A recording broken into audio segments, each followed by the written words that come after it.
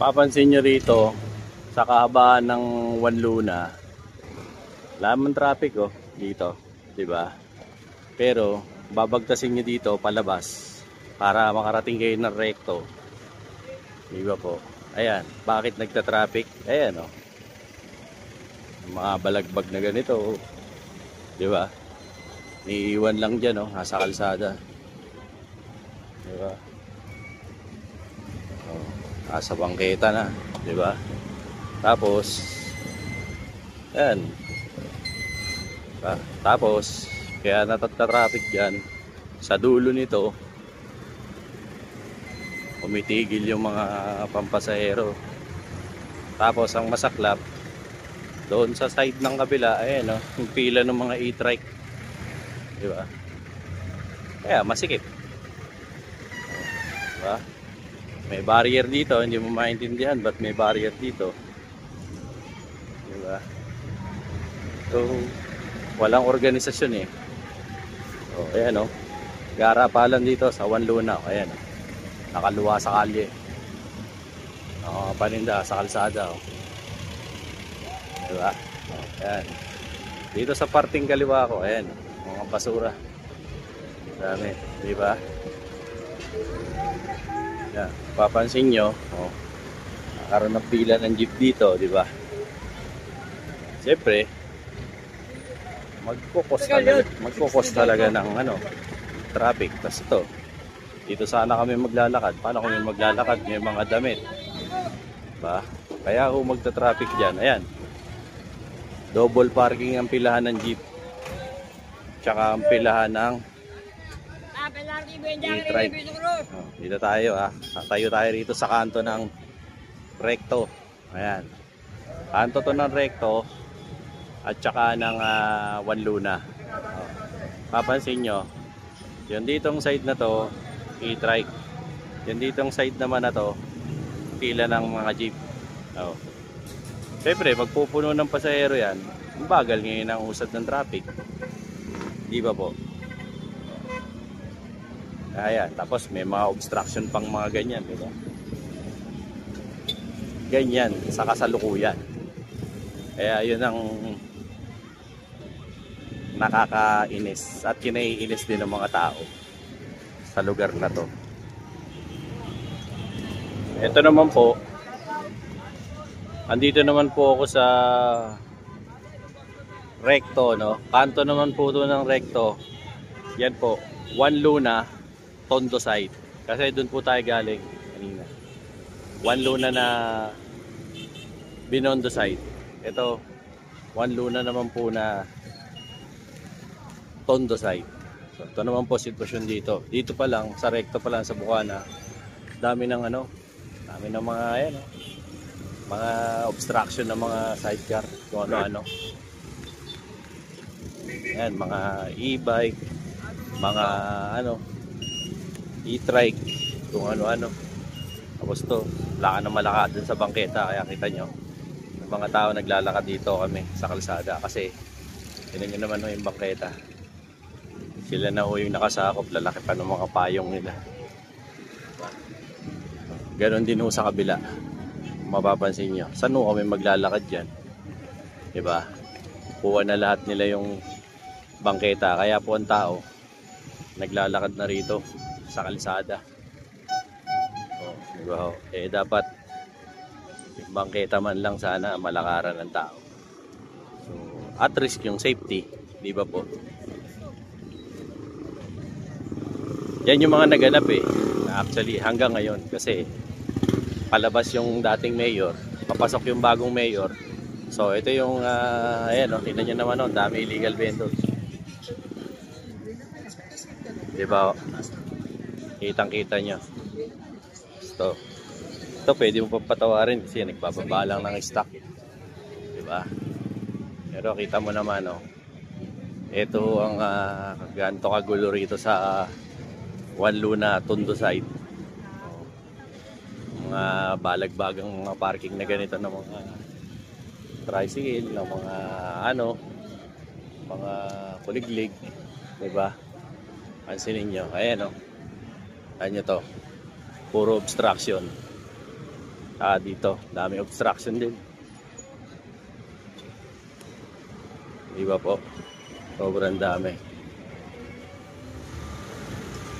Yun, ito naman. So, dito pa rin naman, One Luna na Tondo side. Ito, itong lugar na to, may mga pila na naman ng mga jeep dito. Kaya nag-bottleneck dito sa kanto na to. Yung mga nakikita nyo mga jeep sa harapan, yan yung tsaka mga minibus, biyaheng yan, Gasak. Ayan, mga yan. Diyan sila, may standby. Yan kasi pong kalyeng yan, ang tawag pala dyan, Padre Rada. Yan, yung kalsadang yan. Para meron silang mini jeep. Ayan. Tapos ayun, mga rin, e-trike tsaka mga sidecar na ganun pa rin ang sistema. Mga naka pa rin, balagbag, di ba? Kaya madami, di ba? So punta naman tayo sa ibang side ng ng kalye ng Maynila para naman masonan nyo. Kita nyo, daming mga talagang disiplina. Kaya sobrang nababoy yung Maynila. Kita nyo, ayan, mga sidewalk, di malakaran. Kaya ang mga tao nasa kalsada. Ito naman mga bayaw, andito tayo sa sa CM Recto to. CM Recto. Ito pong side na to, Ilaya na Binondo side. Ayan. Ilaya Binondo. Ito naman pong kabila, ito naman po yung Ilaya Tondo side. Ito po yung sikat na pinasara ni Yorme kasi sobrang dudugyot magtinda. Ito yung masama yung loob ni Yorme dahil talagang sobrang ambaboy, asar na asar siya. Ito yung natuwa siya dahil malinis.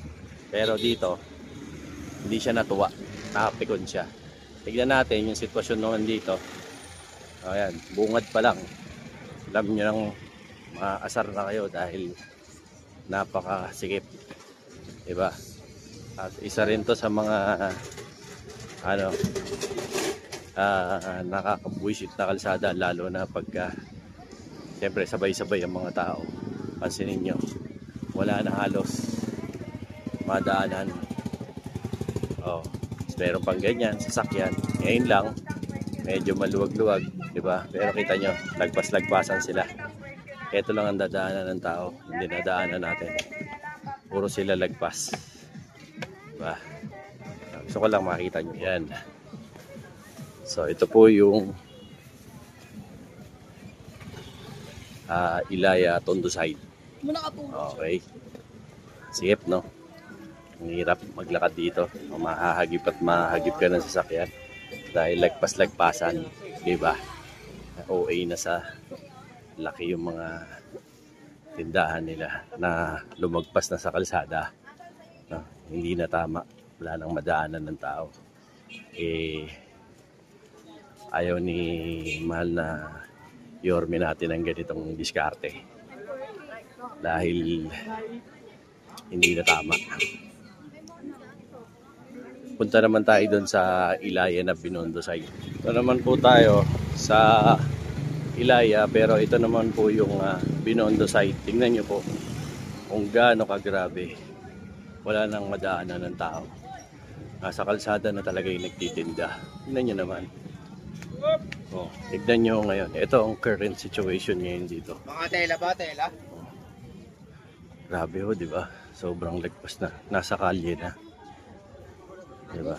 Itong mga nagtitinda rito. Di ba? Oh, ito lang ang dinadaanan namin.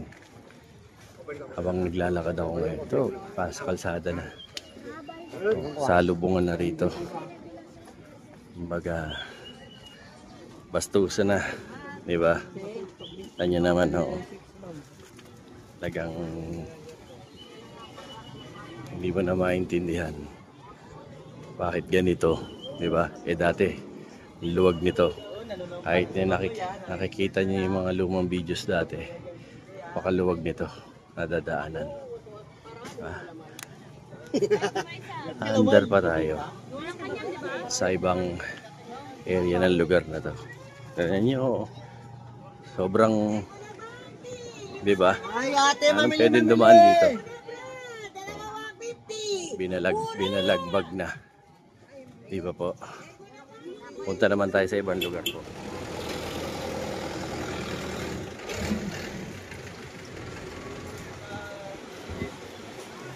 Ito po, itong kalsadan to, ito yung Mulye, Divisoria. Tapos, gandun yan sa tulay. Kita nyo, dami pa rin ng mga obstruction. Dito rin, siyempre, yan, ito, mga obstruction din itong mga to. Pati dito, sa Mulye, Divisoria. Dami din. Ayan, kabilaan din ang mga ano rito, nagkalat na illegal park. Dito naman sa kabila, ito Tabora daw dito. Dito sa tulay, pansinin niyo sa tulay. Ginawa rin hong paradahan yung tulay, di ba? Dito. Ayan, may sasakyan pa. Illegally park, di ba? Papansin niyo. Ito, sa may tulay ako mismo. Ayan. May mga nagparadahan pa rito.